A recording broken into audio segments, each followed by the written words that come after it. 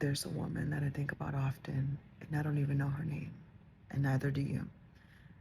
I think about her as often as daily, sometimes a little bit more than just daily, sometimes a couple times a day, and I don't know her name, but I want to talk about her because I'm like, girl, and I wish I could meet her. I wish I even knew her name. Now, if you are familiar with some Bible stories or familiar with church culture or are a Christian, you, you know, you may have heard the people refer to her as the woman with the issue of blood. And if you've never heard of her, I'm gonna tell you about her because I think she's pretty awesome, at least from what I could tell. So this woman had a period for 12 years. Like she bled through her genitalia for 12 years. Women, you can relate to this to a like at least to a degree. Uh, but listen, having a period, it's not easy. Mind you, that's not factoring in pain. Periods are not comfortable. They are very uncomfortable. Um, they're annoying, very inconvenient, very inconvenient. And when you have had a period that has lasted longer than it's supposed to, and I know my ladies with certain hormonal issues, things like endometriosis, fibroids, certain gynecological issues, and even perimenopause, you'll know exactly what I'm talking about. When those periods have lasted longer than the norm, then that leads to a whole other set of problems like, am I dying? Do I have cancer? At least for me. Like, what's happening here? When is this gonna end? And it is the most annoying thing. And I cannot imagine 12 years of that. Mind you, this we're now in modern times where we have certain things like uh, female hygiene products that we can go and get at the store. We have, at least here in the United States, we have easy access to water and soap to clean things up and wipes and all these things that can help with a lot of it, even though it's really annoying and again inconvenient. And I cannot imagine having to deal with that in a time where you had to really walk far away to go get you some water, where you had to, it wasn't as convenient. The resources were not as readily available as they are in these modern times.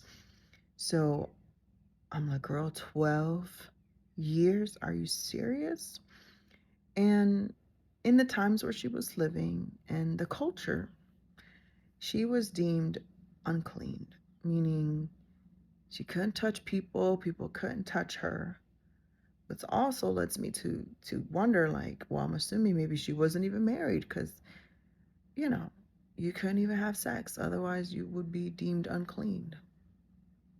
So it's 12 years where she couldn't touch nobody. I wonder, did anybody ever risk hugging you? 12 years of can't nobody touch you. Whether it's platonically, like a sister or a mother,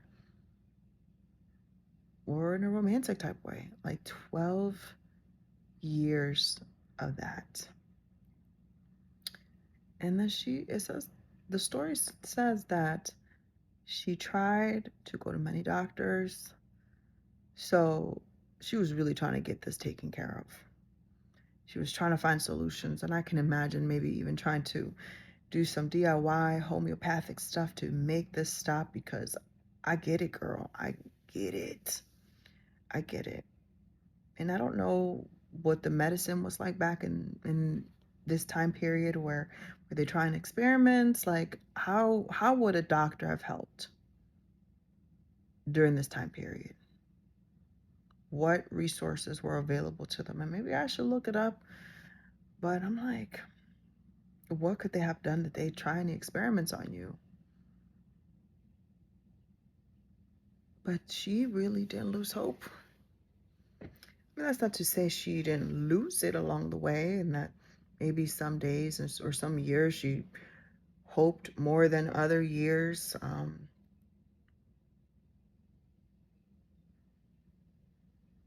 Could she even dream? I'm like, with the way society had to treat you, could you even have goals in your life?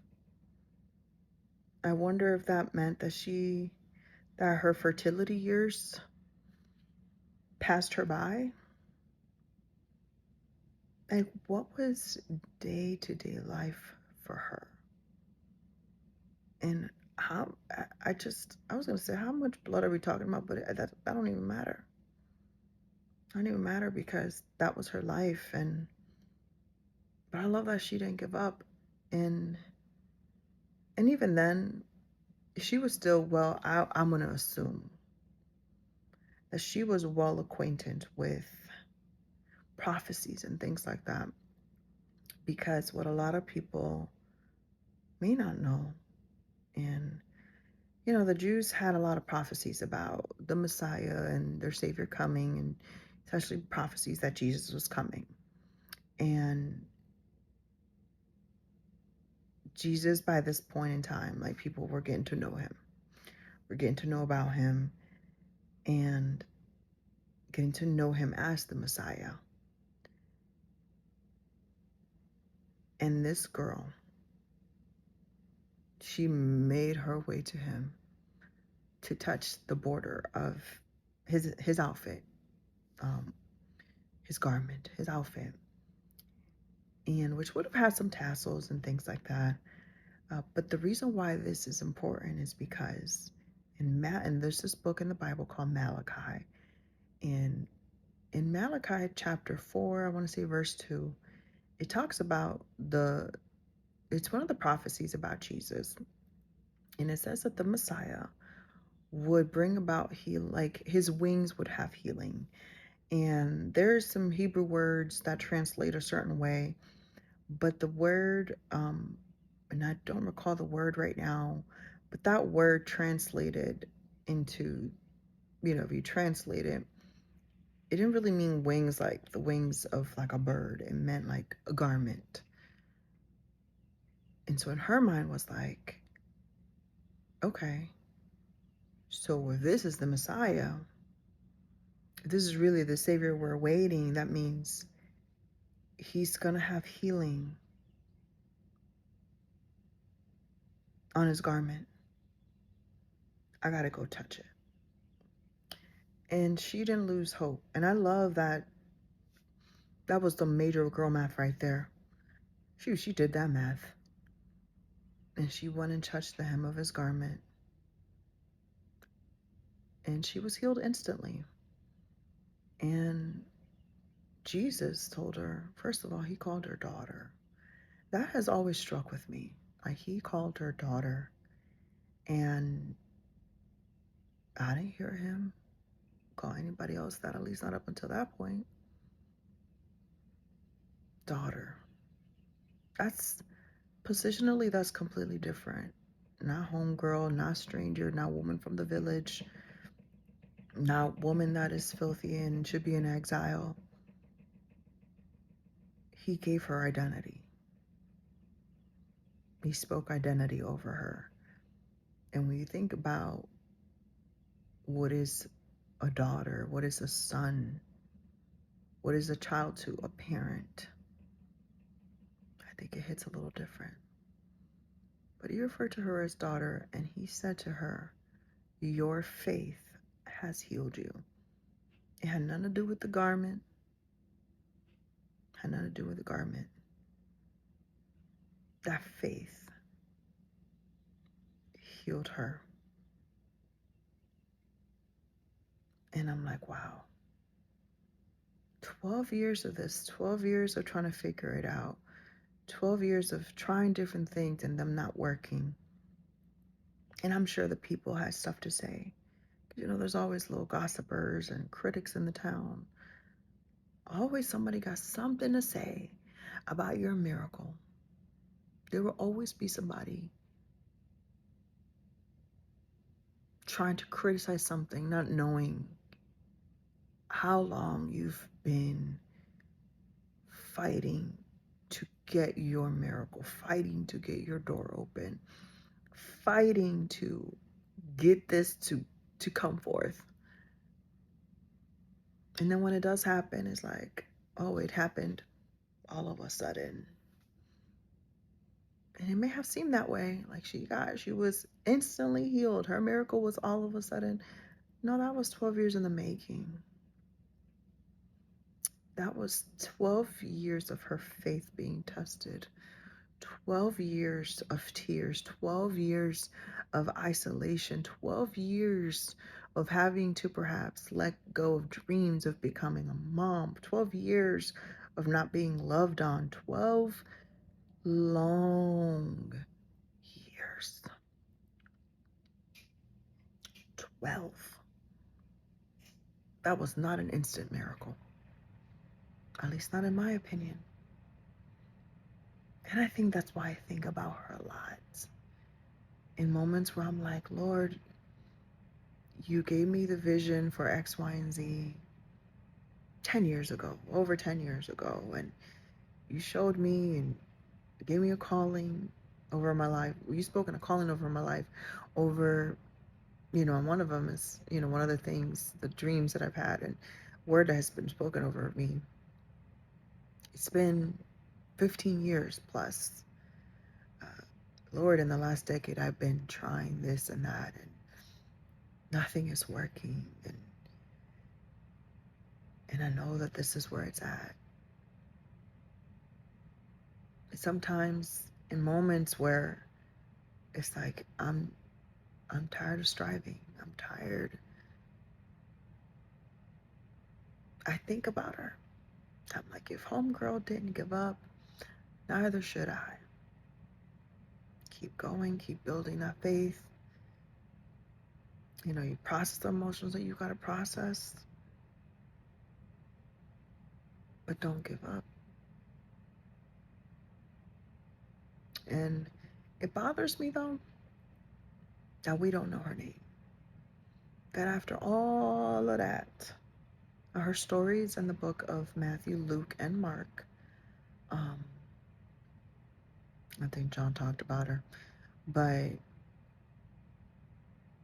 I'm like, y'all couldn't give us a name at all. Y'all couldn't tell us a nickname other than the woman with the issue of blood. And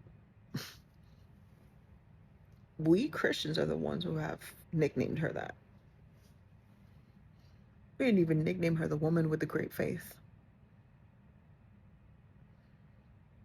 The woman who touched the hem of his garment. No, the woman with the issue of blood. And that irritates me for her, because it's like, imagine overcoming major issues only to be referred to as those issues. That's crazy. That's crazy. And I'm like, respect to the name. What is her name? Is it Melody? Is it Crystal? I mean, I'm trying to think of Jewish names. Is it Mary? So I wish I knew her name. And I wonder what was of her life thereafter. Like, what happened? Did you get to bear some kids? Did you get your miracle and kept having to check down there to see if you were truly healed? Like, what was life for her afterwards? And I know that people are like, oh, when I make it to heaven, I want to meet Paul and I want to meet David, and like main characters, which I get it, but I want to know her name. I wonder what she looked like. And yeah, that's that. Just wanted to talk about her, but I can't believe I often think about a woman I don't even know, whose name I don't even know. Insane.